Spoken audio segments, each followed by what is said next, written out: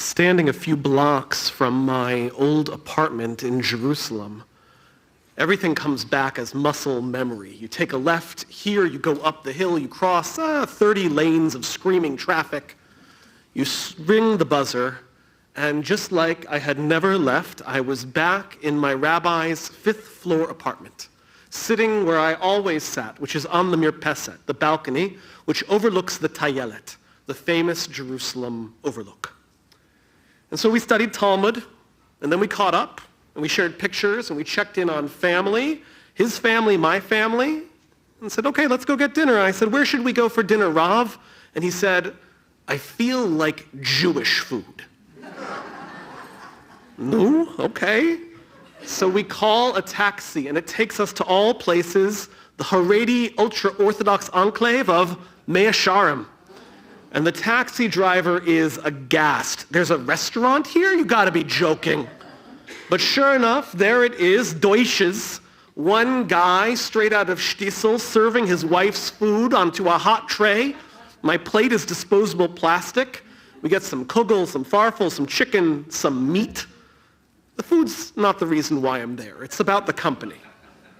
And so I say goodnight to my Rav, and another taxi takes me to the hotel, and because I am soft-hearted, I agreed to pay him cash because he tells me that the apps, they steal from him, and then as soon as he drives away, I look at my phone, and sure enough, my brand new friend has managed to steal 100 shekels from me. And the doorman won't let me in because I have to show him my key, and the guide catches me in the elevator and is like, you know, the bus leaves at 6:30 tomorrow morning, so eat fast. And then I walk into my room, and my roommate, Rabbi Zachary Goodman, who many of you know, is already fast asleep in a tiny little bed. And this is what it's like.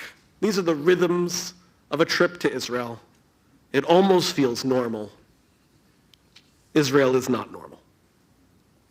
I am now just 4 days back from my trip to Israel with 24 Reform rabbis from across North America, each of us partnering in this fellowship called Amplify Israel out of Stephen S. Wise Free Synagogue in New York City. It was a powerful and significant and heartbreaking historical week for us. And I have 3 primary takeaways for the congregation this morning.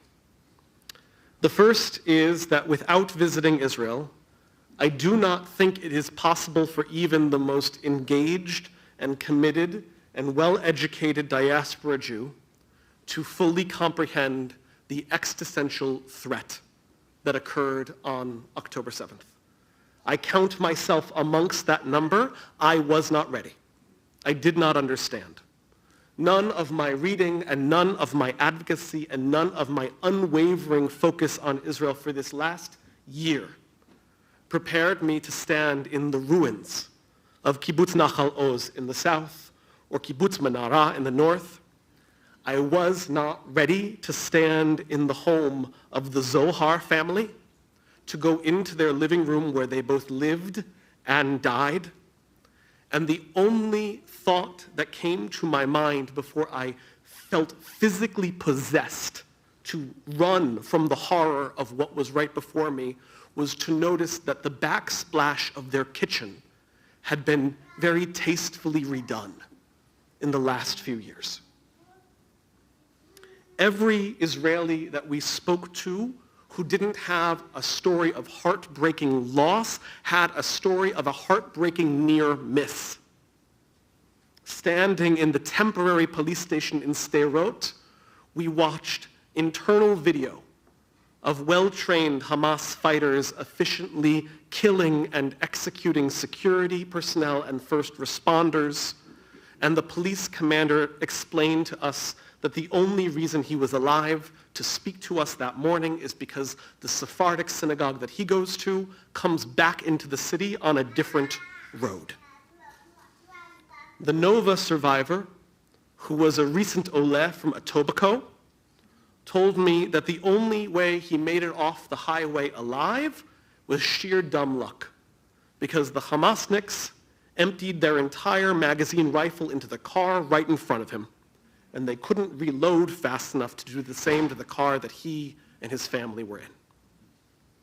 these brutal, these personal moments of individual violence and loss, those things have certainly made it their way to us in diaspora, but the scale, the efficiency, the very real sense of danger that you cannot shake, those things that nearly came to fruition and the terrible things that did, the near misses that were only most narrowly avoided, it is nearly impossible to internalize all of that if you are not there standing where it happened. Days later, I'm standing on the northern border, right by Lebanon. I can see Lebanon out the window. And Sarit Zahavi, who is a military analyst, stated simply that had Hezbollah followed Hamas's example, had they coordinated their attack and executed their similarly designed plan for the north of Israel, it would have been unthinkable. As to why they didn't, she simply shrugged. She says, we don't know. We'll never know. Maybe Sinwar went fast. Maybe Nasrallah couldn't imagine himself being number two. He was too competitive. We don't know. So instead, she shows me a map, a captured map from Hezbollah, captured in Lebanon, and on the map is a blue line. And she says, this blue line, it goes through my neighborhood. I have spent weeks trying to figure out what it could be because it's not a river and it's not a road. And I finally figured out, do you know what it is? It is their internal border. They had determined which sheikh would rule over here after they had come in and conquered. And she finishes her presentation to us chillingly. She says, let me tell you what I told my daughter on October 8th. Once we heard what happened in the south. I told her, my heart, if the red alert comes and they cross the border, I forbid you to go to the safe room. You run south and you don't stop running.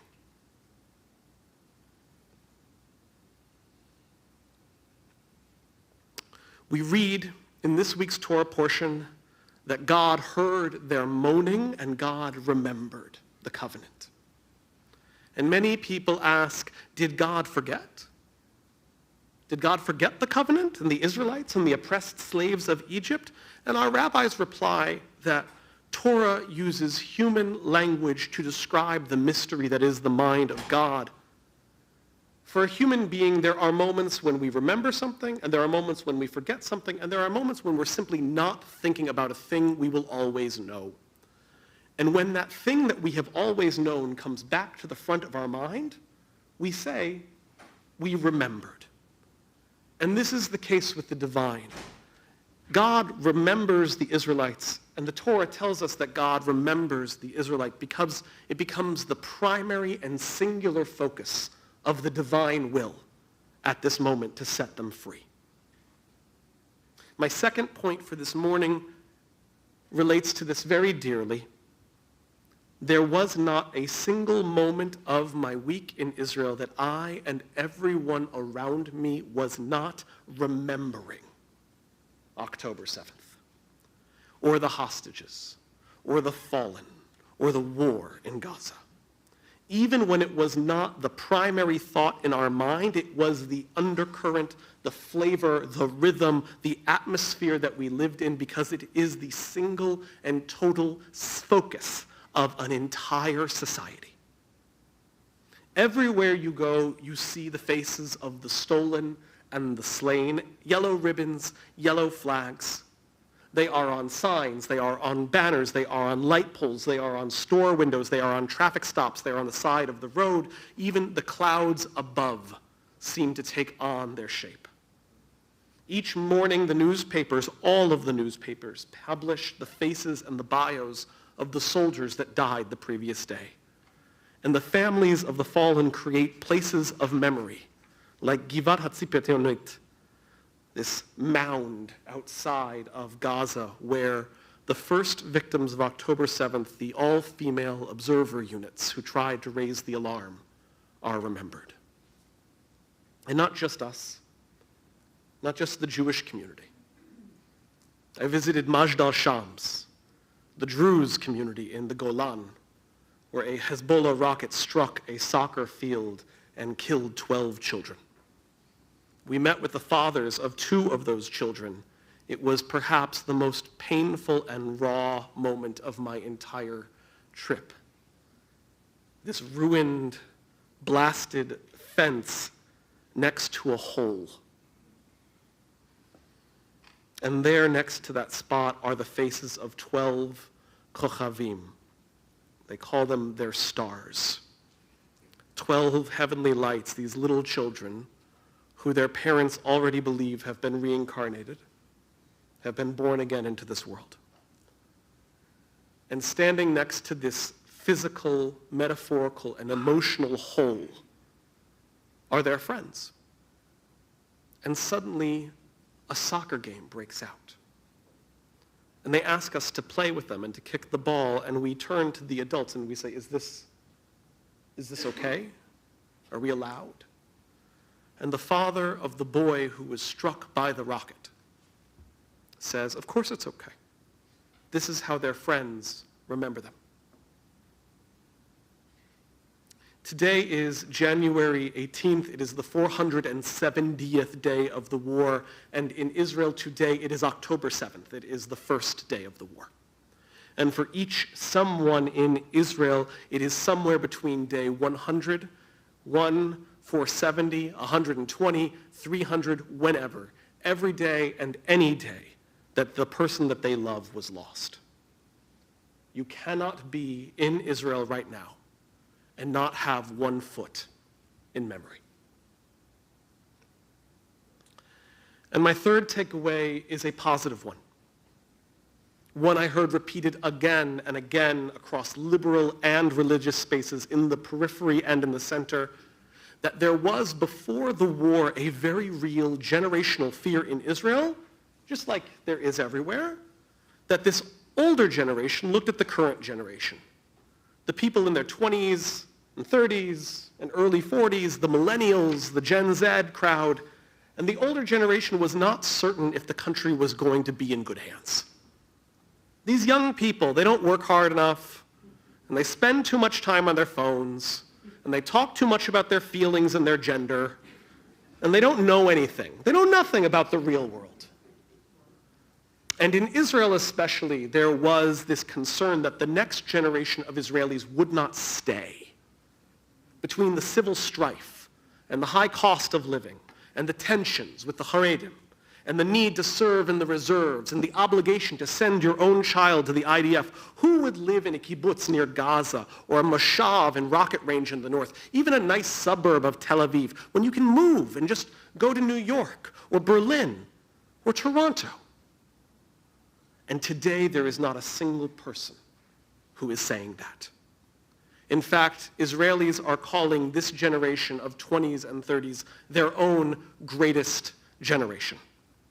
It is a generation of young leaders who gave their country an unthinkable gift, because in the days after October 7th, there is no doubt in anyone's mind that this is the generation that arrived and stood up and served.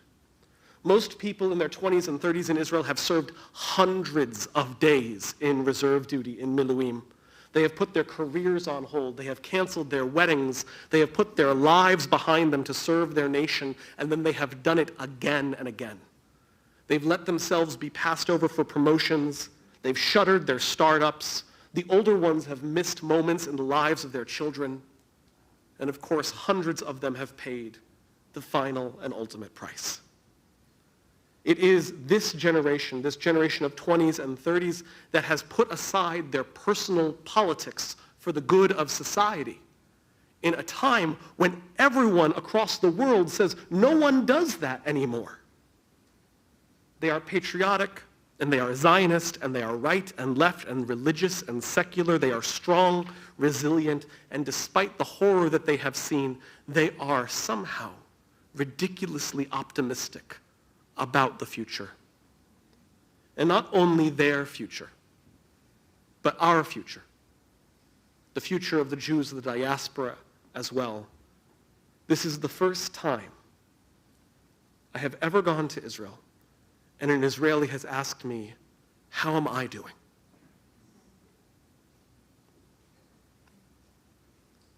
Right now, I am also optimistic. I am also optimistic about the future. This Shabbat especially,